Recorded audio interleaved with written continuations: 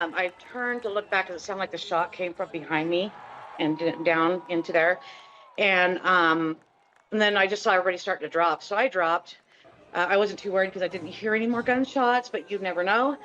And then I just heard the crowd start yelling, "Run!" And so we just all got up and left. So I didn't see them get apprehend what they think is the alleged shooter. I didn't when I looked back up to the stage. When I got up, Charlie was already gone. So that's basically what I saw. There wasn't security checkpoints. When I saw that they were coming, I went onto the site, got my ticket, and so I had it on my phone ready to show. And when I showed up, there was nobody looking at tickets. There was no like any type of security. They weren't checking bags. They weren't putting you through metal detectors. There was some cops, some police officers. I don't know how many. There just wasn't any security really, and that kind of had me nervous when I was there. I was thinking, what's going to prevent anybody that wants to try to do something from happening, and the next thing you know, it happens. Yeah, so I actually got one of my friends told me that Charlie Kirk was going to be on the campus this Wednesday. This was 7 days ago, so a week ago. And I said, "Oh, I've got some questions for him. Like, I'm ready. I'm ready to debate Charlie in good faith. I align a lot with what Charlie has to say. However, I have a few topics that I disagree on, and I was really looking forward to having a conversation with him. Thought it would be a very cordial conversation. Charlie Kirk talks about gang violence, and right as he finished that, he was shot in the neck. I was about 50 feet away. Again, I was more focused on wedging my way through the crowd to speak to Charlie than actually what was going on. And I did for a brief second see Charlie's head like slump over, and then the crowd just pushed back. It was a stampede. It was a mix of both people running, people ducking, people jumping into the fountain and running for their lives. So, but at that point, I understood that this was a targeted political assassination, and that's why I decided to stick around and pull out my phone, because there were no other shots after that first one. This situation, people definitely feared for their lives. I could see it in their eyes. I could hear it in their voices. People were crying. People were screaming. It was a nightmare. The sounds that I heard, it was a plethora of individuals screaming. Some people immediately started crying. Some people were praying. Yeah, the prayer was just praying for Charlie Kirk and praying for his family, praying that he would be okay. Of course, that's what we default to.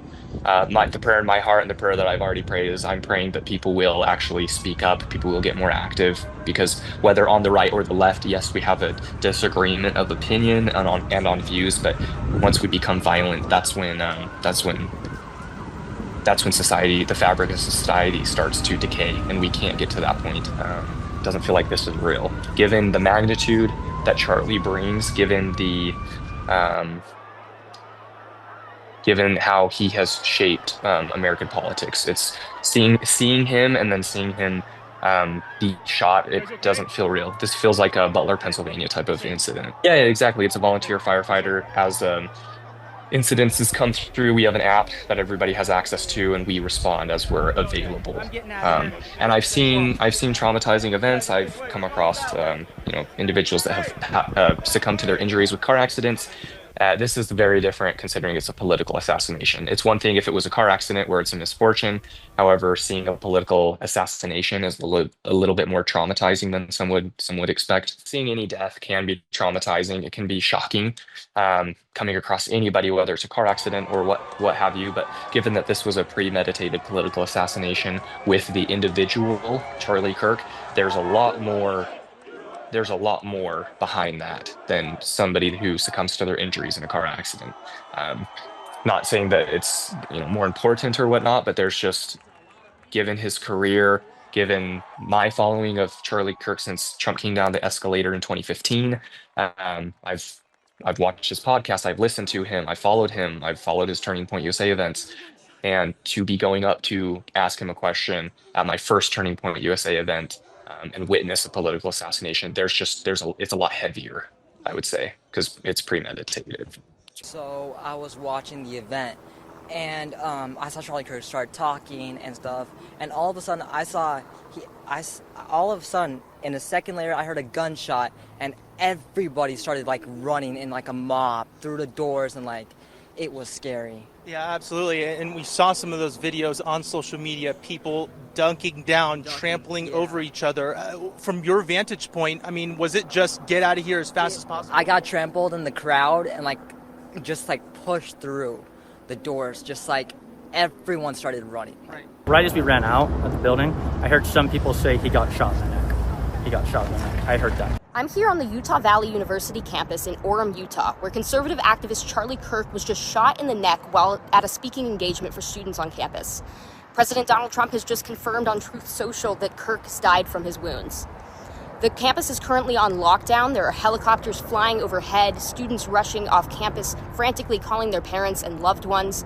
There are armored officers all over campus, SWAT team just pulled up, and police dogs surveying the scene. I can't believe it happened in Utah of all places, where he has so much support. And obviously the opposition was here. And now we're looking at a murder scene, possibly. It's obviously a crime scene.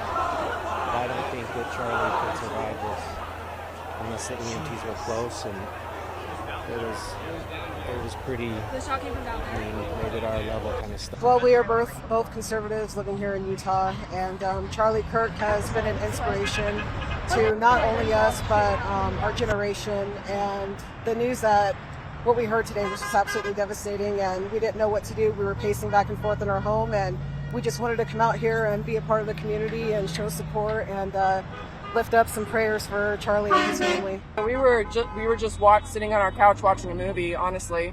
It was my day off, and a friend of ours from the military that's staying with us came down and said there was a shooting at UVU. And so we naturally just jumped on our phones to see what the news was. And hearing that it was Charlie that was shot, my heart just immediately sank. And from that point forward, we were just waiting for news, refreshing our browsers on the internet over and over again, just to see if there was any news of his condition, if he was going to be okay. And we, watched a couple of live streams from some people that we follow, and when the news came out that he didn't make it, it was devastating. There's a lot of people that feel alone. There's a lot of people that feel scared. Not only now, they felt scared when assassination attempt was done on Donald Trump. They felt scared when Black Lives Matter was out. They feel scared when a lot of people, Utah, I'll tell you what.